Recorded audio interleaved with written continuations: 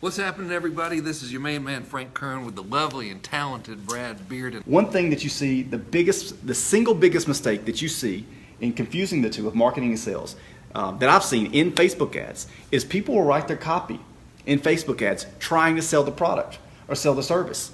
If that's something you're doing, it's one of the biggest mistakes. You're shooting yourself in the foot with all of your marketing pieces simply because the purpose of the Facebook ad is to sell one thing, and it's not your product, regardless of what it is. It's to sell the click. It is, in fact, to sell the click. You sell the click, and then your core process of your sales process takes over. However, so many marketers who are great marketers, they try and combine the two at the ad level, and they're beating their heads against the wall because they can't figure out why nothing will convert. I mean, our book funnel, right? I mean, all the ads' job is to sell them into the book. I think I'm going to go have a look at this book. Right. That's it. It's not go buy the book. It's like, hey, here's the book. You might want to look at it. And then the sales letter does that job. So I wonder what's the best way to encapsulate how to send somebody into a process, whether it's sending somebody to a sales letter or sending them to a video like kernclass.com.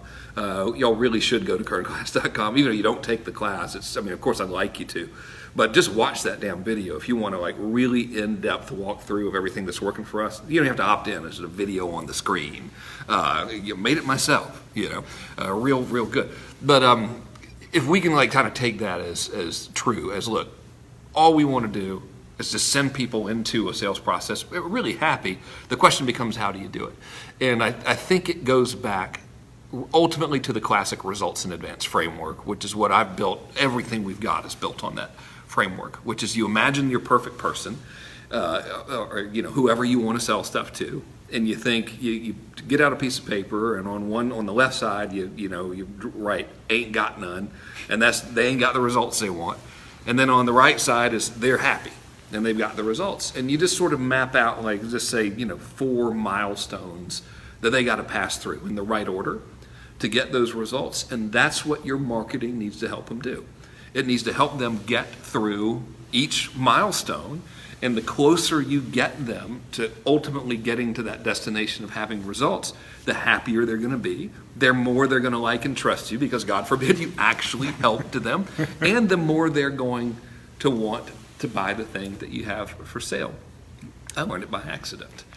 Selling dating advice for men, which is, of course, hysterical if you think about it. I wasn't the one giving the advice, but I had somehow miraculously gotten myself in the position to help Neil Strauss market a dating advice course for men. And I was like, I'm going to write the copy and everything, and then everything's going to be, I was like a Hollywood agent, all right, Neil, baby, they're going to love you. I'm going to write the copy. It's going to be great. They're going to love you. And he's like, okay. Was that your Donald Trump voice? Yeah, it was good. It was good. Probably people thought it was him. It was me. It wasn't the president talking. And he's like, okay. And then I start writing the copy. And dude, I have no idea what I'm talking about with that. So it was horrible, the copy that I was writing for this guy. So what we did instead was like, okay, dude, let's get people on teleseminars. This is almost 12 years ago.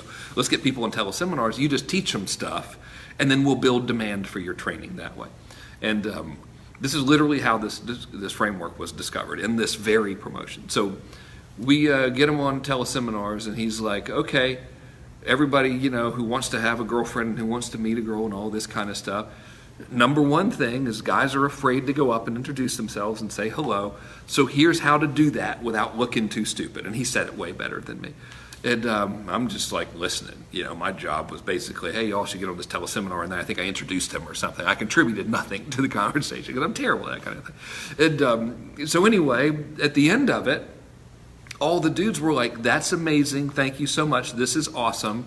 And then he's like, yeah, okay. And I'm like, all right, that went pretty good. And the next day, the magic happened. The next day, we started getting an influx of feedback from that marketplace, which was basically, dude, that was awesome. I did it. It worked. What do I do now? So the minute you can get somebody to the that was awesome, that worked, what do I do now part, that's when you've got them in that state of I like this person, I trust this person, I know that they can help me. So as the story went on, I was like, well, all right, dude, what's the next thing someone has to do if they want to go from living in mom's basement I'm not talking about myself. I lived in a trailer by myself. I was in basement free. I was in a single wide on my own, a real man. So it was, and he was like, well, once you go up and you introduce yourself, you kind of have to be able to carry a conversation. And I was like, okay, well, let's do a free teleseminar on that. All right, so by the time it came time to sell the actual course, he had done this series of educational teleseminars where the dudes who were paying attention had gotten all the way up to the point where, like, they're able to have these conversations. The women aren't throwing up on them or anything. They're not, like, macing them, and everything's actually going well. And these are introverted, shy people and everything. So they're like, dude, please give me the course because I'm actually making progress and I want to know how not to screw this up. So the sale of the product became very, very easy. And what I learned from that experience is that methodology of getting people closer and closer to the finish line works regardless of what it is you're selling. Because imagine you're hungry and you get right to the front door of the restaurant and can smell the food. At that time, you're going to break through the damn door to get to the food. You want it so bad. So it's the same principle. So let your marketing be that. Let your marketing be the smell of the food metaphorically and the proof that it's delicious. And then let the sales process be the waiter that's saying, oh, y'all should really get this extra appetizer or the dessert or whatever. I've got a question about that. I think a lot of people want to ask. I've seen it asked a lot of times in our marketing.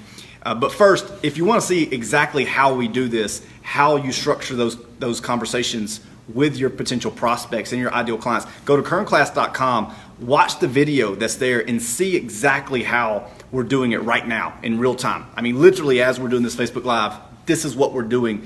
Go check it out, kernclass.com. But a question for you about that is, one of the questions, or I would say fears that leads to a question a lot of people have is, well, should I really give out my best stuff, right? If I give out too much information, then is the marketplace just going to take that information and run with it, and now they don't need me anymore? I think that's a fear that's been asked. So what are your thoughts on that? How much is too much, or is there such thing as too much? There isn't such a thing, and here's the answer to that fear. And there was something I was going to ask here. Oh, would y'all type that URL, please, in the comments, kernclass.com. I think we forgot to type it. Usually we remember. It's been a long day, man, so if we're like rambling. We've enjoyed the day. We're very fortunate to be able to do it. But it's hard work, so you're getting us kind of like, at the end of the day. So someone please type Kern Class in there for us. That would be awesome. So here's the real truth about it. Some people will be like, all right, I'm just going to go do it on my own. I don't need this person anymore. And that's okay. Most won't, right? Some will, most won't. The ones who don't will be greater in number and will have greater degree of affinity and loyalty to you than you would have if you didn't give out all of your best stuff. So let's say you give out all your best stuff.